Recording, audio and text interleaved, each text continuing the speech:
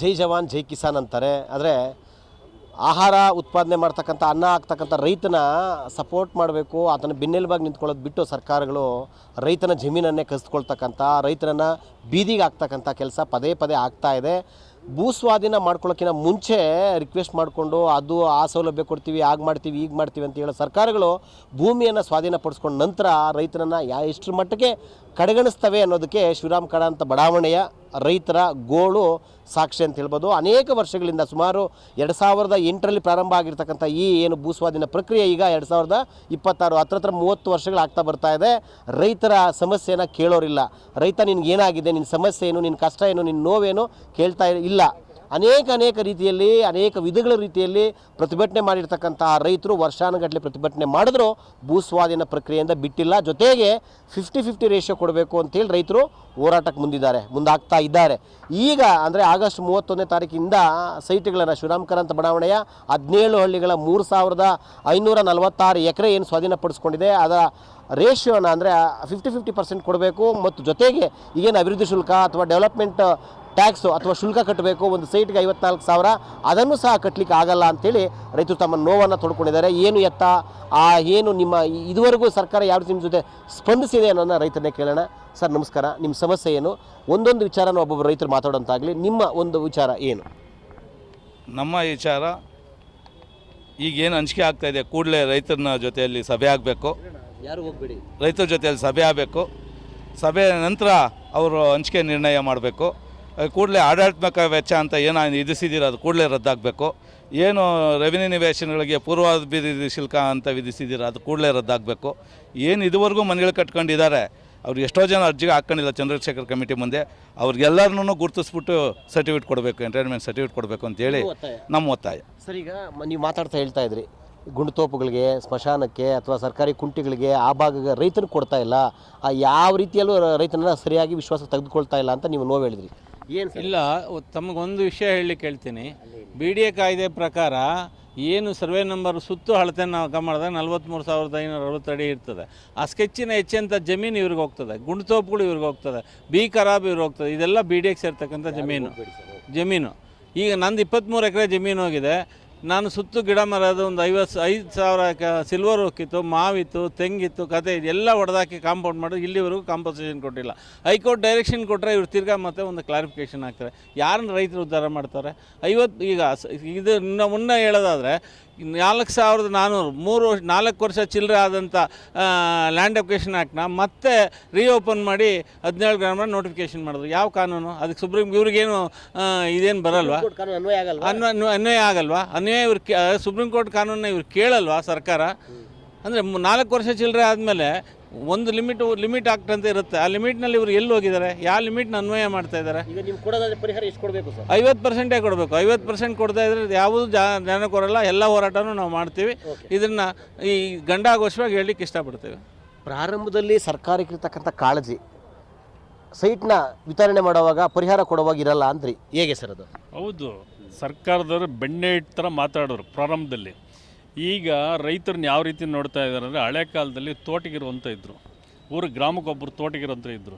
ಆ ತೋಟಗಿರ ಥರ ನಮ್ಮನ್ನು ನೋಡ್ತಾ ಇದ್ದಾರೆ ರೈತರನ್ನ. ಯಾಕೆಂದರೆ ರೈತನ ಬೆನ್ನೆಲುಬು, ದೇಶಕ್ಕೆ ಬೆನ್ನೆಲುಬು, ಆಹಾರ ಕೊಡೋಂಥದ್ದು. ಇವತ್ತು ಏನಿಲ್ದಿರೂ ಬದುಕ್ಬೋದು. ರೈತರನ್ನ ಬೆಳೆಯಿಂದ ಬದುಕಬೇಕು ಯಾರು ಪ್ರತಿಯೊಬ್ಬ ಮನುಷ್ಯನೂ ಸಹ. ಅವನು ಬೆಳೆಯೋಂಥ ಅನ್ನಗಳು ಏನೇ ಇದೆ, ಕಾಳುಗಳು ಎಲ್ಲ ಏನಿದೆಯೋ ಅದರಿಂದ ಬದುಕಂಥ ಒಂದು ದೇಶ ಇದು. ರೈತನ್ನೇ ನೀವು ಕೀಳು ಮಟ್ಟದಲ್ಲಿ ನೋಡ್ತಾವ್ರೆ. ಇವತ್ತು ನಿಮ್ಗೆ ಯಾಕೆ ನಿಮ್ಮ ಮನೆ ಬಾಕಲು ಕಳಿಸ್ಬಿಡ್ತೀನಿ ಅಂದರು, ಇವತ್ತು ಅಲ್ಲಿ ಹೋದರೆ ಪ್ರತಿಯೊಬ್ಬ ರೈತನ ಜೋಬಲ್ಲಿ ಕಾಸು ಎಷ್ಟು ಎತ್ಕೊಂಬಂದಿದ್ದಾನೆ ಅಂತಂದೇ ನೋಡೋದು. ಅವರು ಜೋಬ್ ನೋಡ್ತಾರೆ ಫಸ್ಟು, ಎಷ್ಟು ತಂದಿದ್ದಾನೆ, ನಮ್ಗೆ ಎಷ್ಟು ಕೊಡ್ತಾನೆ, ಆ ಭಾವನೆಯೆಲ್ಲ ನೋಡ್ತಾರೆ.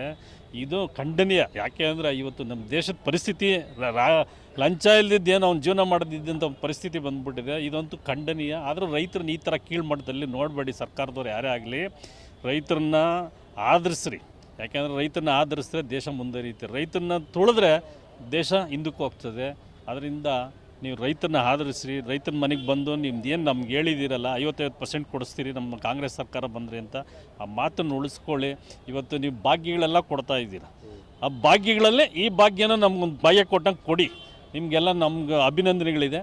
ಮಾತು ಕೊಟ್ಟು ಮಾತನ್ನು ಉಳಿಸ್ಕೊಳ್ಳಿ ಅಷ್ಟೇ. ಸರ್, ಈಗ 2008ರಲ್ಲಿ ಪ್ರಾರಂಭ ಆಗಿರೋದು, ಈಗ 26 1 ರೂಪಾಯಿ ಸಹ ಪರಿಹಾರ ಕೊಟ್ಟಿಲ್ಲ. ನಿಮ್ಮ ಸಮಸ್ಯೆ ಏನು ಅಂತ ಕೇಳಿಲ್ಲ. ನಮ್ಮ ಜಮೀನಿಗೆ ನಾವೇ ಎಲ್ಲ ದಾಖಲೆಗಳಿದ್ದು ಈ ರೀತಿ ಪರದಾಡುವಂಥ ಸ್ಥಿತಿ, ಇದು ನಿಜವಾಗ್ಲೂ ರೈತನಿಗೆ ಬೇಕಾ? ರೈತರ ಪರ ಧ್ವನಿ ಎತ್ತೋನು ಯಾವ ರಾಜಕಾರಣಿನೂ ಇಲ್ಲ, ಎಲ್ಲ ನಮ್ಮ ದೇಶದಲ್ಲಿ. ರಾಜಕೀಯದವರೆಲ್ಲ ಕಳ್ರೆ ಸರ್. ಅದನ್ನು ನಾನು ಹಂಗೆ ಹೇಳಕ್ಕೆ ಬರೋದಿಲ್ಲ. ರೈತರ ಪರ ಮಾತಾಡಲಿಕ್ಕೆ ಯಾರೂ ಇಚ್ಛೆ ಪಡೋದಿಲ್ಲ. ಅದೇ ಈಗ ಉದಾಹರಣೆಗೆ ಈ ಮಾತುಗಳು ಹೇಳ್ಬಾರ್ದು ನಾವು. ಮೊನ್ನೆ ಎಲ್ಲೋ ಒಂದು ಕಡೆ ಏನೋ ಒಂದು ಆಕ್ಸಿಡೆಂಟ್ ಆಗ್ತದೆ ಅಂತ ಇಟ್ಕೊಳ್ಳೋಣ, ಅದು ಏನಾಗಿರ್ತದೆ ಯಾಕಾಗಿರ್ತದೆ ಯೋಚನೆ ಮಾಡಲ್ಲ, ತಕ್ಷಣ 5 ಲಕ್ಷ 20 ಲಕ್ಷ ಪರಿಹಾರ ಘೋಷಣೆ ಮಾಡಿಬಿಡ್ತಾರೆ. ಆಮೇಲೆ ಪಶ್ಚಾತ್ತಾಪ ಪಡೋದು, ಅವನು ಕೊಡಬಾರ್ದಾಗಿತ್ತು ಅಂತ ಆಮೇಲೆ ಪಶ್ಚಾತ್ತಾಪ ಪಡೋದು. ನಾನು ಹೇಳೋದಿಲ್ಲಿ, ನೀವು 2008ರಲ್ಲಿ ತಗೊಂಡು ರೈತರು ಇವತ್ತು 2026 ಬಂದಿದೆ, ಅವ್ರ ಪರಿಸ್ಥಿತಿ ಏನಾಗಿದೆ ಹೋಗಿ ಇದೆಲ್ಲ ಬಿಟ್ಬಿಡೋಣ, ಇದೆಲ್ಲ ಮರ್ತೋಗ್ಬಿಡೋಣ, ಏನು ಮಾಡೋದೇ ಬೇಕಾಗಿಲ್ಲ. ಸುಪ್ರೀಂ ಕೋರ್ಟ್ ಹೇಳಿರೋ ಪ್ರಕಾರ ಅವ್ರ ರೈತರಿಗೆ ಅವ್ರ ಜಾಗದಲ್ಲೇ ಕೊಡಬೇಕು, ಅವ್ರು ಕೇಳಿದ ಸೈಟ್ ಮೆಷರ್ಮೆಂಟೇ ಕೊಡಬೇಕು ಅಂತ. ನೀವು ನಮಗೆ 20-30 ಸ್ಮಶಾನದ ಹತ್ರ ಕೆರೆ ಪಕ್ಕದಲ್ಲಿ ಈ ಥರದ್ದು ನೀವು ಜಾಗ ಕೊಡೋಕೆ ಹೊರಟಿದ್ದೀರಾ. ಅದೇ ಬೇರೆಯವ್ರಿಗೆ ಕೇಳಿದ್ರೆ ಹೇಳ್ಬಾರ್ದು. ಕೆಲವು ರೈತರು ಪಾಪ ಹಣಕಾಸಿನ ಪರಿಸ್ಥಿತಿ ಇರ್ತದೆ, ಮನೇಲಿ ಮದುವೆ ಮುಂಜಿ ಸಾವು ಏನೋ ಇರ್ತದೆ, ಏನೋ ಸ್ವಲ್ಪ ಅಡ್ವಾನ್ಸ್ ಇಸ್ಕೊಂಡ್ಬಿಟ್ಟಿರ್ತಾರೆ, ಅಂಥವ್ರು ಅಲಾಟ್ ಮಾಡಿಸ್ಕೊಂಡಿರ್ತಾರೆ. ಅಲಾಟ್ಮೆಂಟ್ ನೀವು ನೋಡ್ಬಿಟ್ರೆ ಶಾಕ್ ಆಗ್ಬಿಡ್ತದೆ ನಿಮಗೆ. 60 ಅಡಿ ರೋಡ್ಗೆ 100 ಅಡಿ ರೋಡ್ಗೆ ಅವನು ರೈತಂಗೆ ಅದು ಹೆಂಗೆ ಕೊಟ್ಬಿಟ್ರೆ, ಅಲ್ಲಿ ಯಾರು ಏಜೆಂಟ್ ಹೋಗಿರ್ತಾನಲ್ಲಿ ಅವನು ಕೊಟ್ಬಿಟ್ರೆ, ಇಲ್ಲಿ ಯಾರು ಏಜೆಂಟ್ಗಳಿಲ್ವಲ್ಲ ಇಲ್ಲಿ ನಾವು ನಮ್ಮ ರೈತರು. ಈಗ ಅದೇನೋ OTP ಬಂದ್ಬಿಡ್ತದಂತೆ, OTP ಬರ್ದೇ ಇದ್ದೀನಿ ಸೈಟೇ ಇಲ್ವಂತೆ. ಇದು ಯಾವ ನ್ಯಾಯ ಸ್ವಾಮಿ? ಆ ಕಾರಣ ನಾನು BDNವ್ರ ಹತ್ರ ಕೇಳ್ಕೊಳ್ಳೋದು ಇಷ್ಟೇ, ನೀವು ದಯವಿಟ್ಟು ರೈತರನ್ನ ಗಣನೆಗೆ ತಗೊಳ್ಳಿ. ಫಸ್ಟು ನೀವೇನಾದರೂ ರೈತರನ್ನ ನೆಗ್ಲೆಕ್ಟ್ ಮಾಡಿದ್ರೆ ಖಂಡಿತವಾಗೂ ನಿಮ್ಗೆ ದೇವ್ರು ಒಳ್ಳೇದು ಮಾಡೋದಿಲ್ಲ. ಈಗಾಗಲೇ ಅನುಭವಿಸ್ತಾ ಇದ್ದೀವಿ ನಾವು. ರೈತರಿಗೆ ಏನು ಅವಮಾನ ಮಾಡಿ ನೀವು ಮಾಡ್ತಿದ್ದೀರ ಅಂದರೆ ಇಡೀ ದೇಶದಲ್ಲಿ ಮಳೆ ಇಲ್ದಿರ ಸಾಯ್ತಾ ಇದ್ದೀವಿ. ಇನ್ನು ಮುಂದೊಂದು ದಿವಸ ತಿನ್ನಕ್ಕೆ ಅನ್ನ ಇಲ್ದೇನೋ ಆಗ್ಬಿಡ್ತೀವಿ ನಾವು. ಈಗಾಗಲೇ ಬೆಂಗಳೂರು ಸುತ್ತು ಎಲ್ಲ ಕಿತ್ಕೊಂಡ್ಬಿಟ್ಟಿದ್ದೀರಾ. ನಾವು 100 ಕಿಲೋಮೀಟ್ರ್ ಹೋದ್ರು 2 ಕೋಟಿ ಕೊಟ್ಟರು ಜಮೀನು ಸಿಗಲ್ಲ ನಮಗೆ. ನಾವು ರೈತರು ಮಾಡೋಕ್ಕೆ ಯಾರಿಗೂ ಇಷ್ಟ ಇಲ್ಲ. ಯಾರು ನಮ್ಮ ಮಕ್ಕಳು ಮಾಡಲ್ಲ ಅಂತಾರೆ, ನೀನು ಸತ್ತಿದ್ಯಾ ನಾನು ಸಾಯ್ಬೇಕು. ಒಂದು ಗಾದೆ ಹೇಳ್ತಾರೆ, ರೈತ ನೀನು ಸಾಯ ನಿನ್ನ ಮಕ್ಕಳು ಸಾಯ ಅಂತ. ಹಂಗಾಗೋದು ಬೇಡ ಸರ್. ನಿಮಗೆ ಪ್ರಶ್ನೆ, ಎಲ್ಲ ರಾಜಕೀಯ ನಾಯಕರು ಕಳ್ಳರು ಅಂತ ನಾನು ಆರೋಪ ಮಾಡ್ತೀನಿ. ಅಂದರೆ ಅವರವರ ನೈತಿಕ ಸ್ಥಿತಿಗತಿ ಮೇಲೆ ಭಾಳಷ್ಟು ಜನ ವಿಷಯಾಧಾರಿತವಾಗಿ ರೈತರ ಪರ ವಹಿಸ್ತಾರೆ. ನಾವು ನೋಡಿದ್ದೀವಿ, ಯಾರನ್ನು ದೂಷಣೆ ಮಾಡೋದಲ್ಲ, ರೈತರ ಮುಂದೆ ಬಂದಾಗ ರೈತರ ಪರ ಅಂತ ಹೇಳ್ತಾರೆ. ಆದರೆ ಈಗ ಶಿವರಾಮ್ ಕಾರಂತ ವಿಚಾರ ಬಂದಿರೋದ್ರಿಂದ ನಾನು ಫಸ್ಟ್ ಇದಕ್ಕೆ ಆದ್ಯತೆ ಕೊಡ್ತೇನೆ. ಯಾಕಂದರೆ ನಮ್ಮ ಬೇಡಿಕೆ ಇವತ್ತಿರೋದು ಶಿವರಾಮ ಕಾರಂತ ವಿಚಾರ, ಮತ್ತು ಈಗ ಅಗ್ನಿ ರೂಪದಲ್ಲಿ ನಡೀತಾ ಇರತಕ್ಕಂಥ ಬಿಡದಿ ರೈತರ ಹೋರಾಟ. ಪ್ರಪ್ರಥಮವಾಗಿ ನಾನು ಸರ್ಕಾರಕ್ಕೆ ಮುಂದೆ ಈ ನೈಜ ವಿಚಾರವನ್ನು ನಮ್ಮ ಯಲಹಂಕದ ಆಡಳಿತದ ಸೌಧದ ಮುಂದೆ ನಿಂತು ಹೇಳ್ತೇನೆ. ತಾವೇನು ಶಿವರಾಮ ಕಾರಂತ ಬಡಾವಣೆ 3500 ಎಕರೆನಲ್ಲಿ ಮಾಡಿದೆ, ಅಲ್ಲೆಲ್ಲ ಈಗಾಗಲೇ ಕಾನೂನುಬದ್ಧವಾಗಿ ಗ್ರಾಮ ಪಂಚಾಯತಿಗಳು, ಜಿಲ್ಲಾ ಪಂಚಾಯತಿಗಳು, ತಾಲೂಕ್ ಪಂಚಾಯತಿಗಳು ಅಭಿವೃದ್ಧಿ ಕಾರ್ಯಗಳನ್ನೆಲ್ಲ ಮಾಡಿ ಈಗ ನೀವು BDA ಬಡಾವಣೆ ಮಾಡಿದ್ದೀರ. ಎಲ್ಲ ಅಭಿವೃದ್ಧಿ ಸೌಲಭ್ಯಗಳನ್ನು ಅದು ಕೊಟ್ಟಿರುವಾಗ ನೀವು ಆಡಳಿತಾತ್ಮಕ ಈಗ ಬಿಡದಿಗೆ ನೀವು 50-50 ಕೊಡೋರು, ಶಿವರಾಮ್ ಕಾರಂತ ಯಾಕೆ 40% ರೇಷೋ? ಅದೇ ಪ್ರಮುಖ. ಯಾಕಂದರೆ ಬಿಡದಿ ಒಂದೇ ಅಲ್ಲ, ಇವಾಗ ಆನೇಕಲ್ ಇರ್ಬೋದು,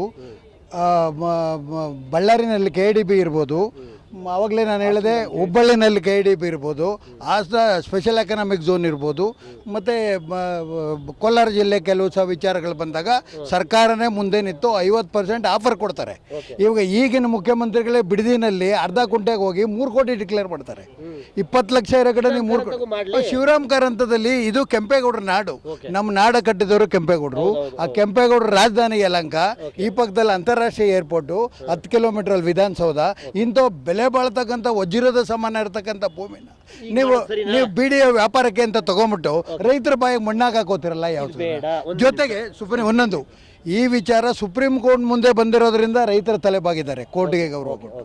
ಸುಪ್ರೀಂ ಕೋರ್ಟ್ ಆದೇಶದಲ್ಲಿ ಎಲ್ಲೂ ಎಲ್ಲ ಕಡೆನೂ ನೀವು ರೈತರ ಭಾಗಿದಾರಿಕೆನಲ್ಲಿ ಬಡಾವಣೆ ಮಾಡಿ ಅಂತ ಮಾಡಿರೋದ್ರಿಂದ ಆ ರೈತರ ಜಮೀನಲ್ಲಿ 100 ಅಡಿ ಜಾಗ ರಸ್ತೆ ಹೋಗಿದೆಯಾ, 80 ಅಡಿ ಹೋಗಿದೆಯಾ, 60 ಅಡಿ ಹೋಗಿದೆಯಾ, ಕಮರ್ಷಿಯಲ್ ಇದೆಯಾ, ರೈತರಿಗೂ 50% ಅನುಪಾತದಲ್ಲಿ ಎಲ್ಲನೂ ಕೊಡಬೇಕು. ನಂಬರ್ 1. ಕೊನೆಯ ಪ್ರಶ್ನೆ, ಈಗೇನು 54,000 ನಿಗದಿ ಮಾಡಿದಾರ, ಅದನ್ನು ಈ ಕೂಡಲೇ ರದ್ದು ಮಾಡಬೇಕು. ನಾವ್ಯಾರು ರೈತರು 1 ಪೈಸೆ ಕಟ್ಟೋದಿಲ್ಲ.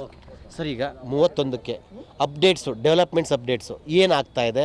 ಅಕಸ್ಮಾತ್ ಅಷ್ಟರೊಳಗಡೆ ಆಗಲಿಲ್ಲ ಅಂದರೆ ರೈತರಿಗೆ ಯಾವ ರೀತಿ ತೊಂದರೆ ಆಗುತ್ತೆ? ಈಗ 31ನೇ ತಾರೀಕು ಹಂಚಿಕೆ ಪ್ರಕ್ರಿಯೆ ಶುರು ಮಾಡ್ತೀವಿ ಅಂತ ಅಧಿಕೃತ ಹಂಚಿಕೆ ಪ್ರಕ್ರಿಯೆ ಇಷ್ಟೊತ್ತು ಮಾತಾಡಿತ್ತು. ಇದು ಅಪ್ಲಿಕೇಶನ್ ತಗೊಂಡು OTP ಇಸ್ಕೊಂಡಿರ್ತಕ್ಕಂಥ ವಿಚಾರ. ಅಧಿಕೃತವಾಗಿ 31ನೇ ತಾರೀಕು ಶುರು ಮಾಡ್ತೀನಿ ಅಂತ ಹೇಳಿದ್ದಾರೆ. 31ನೇ ತಾರೀಕು ಶುರು ಮಾಡೋದಕ್ಕಿಂತ ಮುಂಚೆ ಈ ಎಲ್ಲ ನ್ಯೂನತೆಗಳನ್ನು ಸರಿಪಡಿಸ್ಬಿಟ್ಟು ಮಾಡಬೇಕು ಅಂತಕ್ಕಂಥ ಒತ್ತಾಯ ನಮ್ಮದು. ಜೊತೆಗೆ ಈ ಯೋಜನೆಗೆ ನಾವು ಸುಪ್ರೀಂ ಕೋರ್ಟ್ ಆದೇಶದ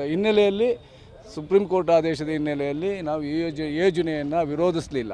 ನಾವು ಮೂಲದಿಂದಲೂ ಪರಿಹಾರ ಸೂಕ್ತ ಪರಿಹಾರ ಅಲ್ಲ, 50% ಭೂಮಿಯನ್ನು ಕೊಡಬೇಕು, ಅಭಿವೃದ್ಧಿಪಡಿಸಿದ ನಿವೇಶನವನ್ನು ಕೊಡಬೇಕು. ಅದು ಇಲ್ಲ ಅಂತಂದರೆ 2013 ಭೂಸ್ವಾಧೀನ ಕಾಯ್ದೆಯಲ್ಲಿ ಕೊಡಬೇಕು ಅಂತ ಹೋರಾಟ ಮಾಡ್ಕೊಂಡು ಬಂದಿದ್ವಿ.